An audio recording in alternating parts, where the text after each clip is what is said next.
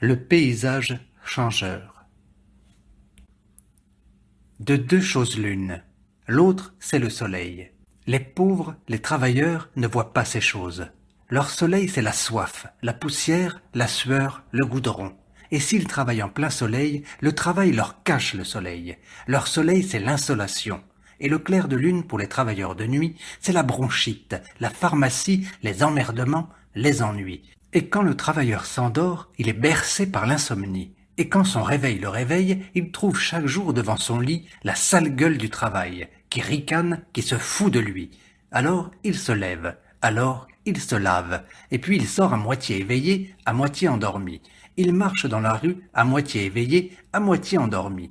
Et il prend l'autobus, le service ouvrier. Et l'autobus, le chauffeur, le receveur et tous les travailleurs à moitié réveillés, à moitié endormis, traversent le paysage figé entre le petit jour et la nuit. Le paysage de briques, de fenêtres à courant d'air, de corridors. Le paysage éclipse, le paysage prison. Le paysage sans air, sans lumière, sans rire ni saison. Le paysage glacé des cités ouvrières, glacé en plein été comme au cœur de l'hiver. Le paysage éteint, le paysage sans rien. Le paysage exploité, affamé, dévoré, escamoté. Le paysage charbon, le paysage poussière, le paysage cambouis, le paysage mâche-fer. Le paysage châtré, gommé, effacé, relégué et rejeté dans l'ombre, dans la grande ombre, l'ombre du capital, l'ombre du profit. Sur ce paysage parfois un astre luit, un seul, le faux soleil, le soleil blême, le soleil couché, le soleil chien du capital, le vieux soleil de cuivre, le vieux soleil clairon, le vieux soleil ciboire, le vieux soleil fistule, le dégoûtant soleil du roi soleil, le soleil d'Austerlitz, le soleil de Verdun, le soleil fétiche, le soleil tricolore et incolore, l'astre des désastres, l'astre de la vacherie, l'astre de la tuerie, l'astre de la connerie, le soleil mort.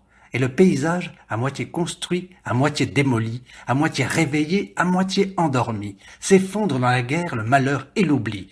Et puis il recommence une fois la guerre finie. Il se rebâtit lui-même dans l'ombre, et le capital sourit. Mais un jour, le vrai soleil viendra. Un vrai soleil dur qui réveillera le paysage trop mou, et les travailleurs sortiront. Ils verront alors le soleil, le vrai, le dur, le rouge soleil de la révolution. Et ils se compteront, ils se comprendront, et ils verront leur nombre, et ils regarderont l'ombre, et ils riront, et ils s'avanceront. Une dernière fois le capital voudra les empêcher de rire, et ils le tueront. Ils l'enterreront dans la terre sous le paysage de misère. Et le paysage de misère, de profit, de poussière et de charbon, ils le brûleront, ils le raseront. Et ils en fabriqueront un autre enchantant, un paysage tout nouveau, tout beau, un vrai paysage tout vivant. Ils feront beaucoup de choses avec le soleil, et même ils changeront l'hiver en printemps. Pater Noster. Notre Père qui êtes aux cieux, restez-y.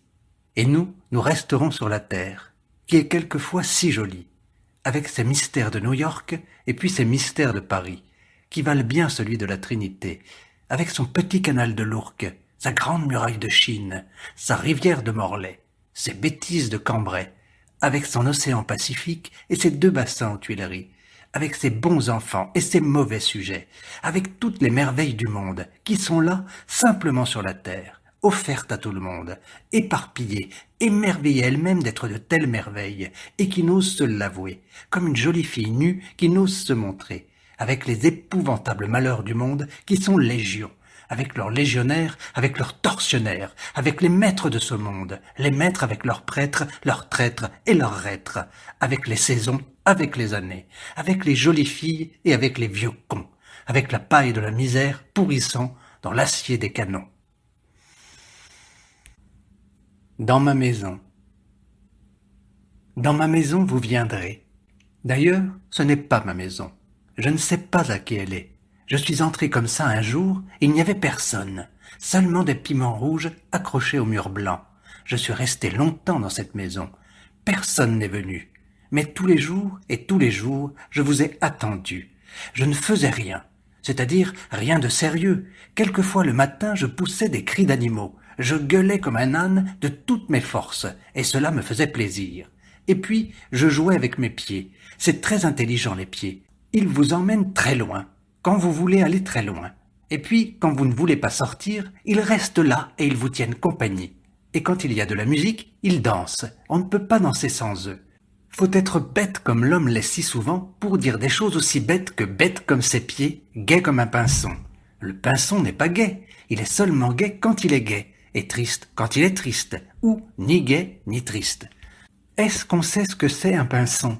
D'ailleurs, il ne s'appelle pas réellement comme ça, c'est l'homme qui a appelé cet oiseau comme ça. Pinson, pinson, pinson, pinson. Comme c'est curieux les noms.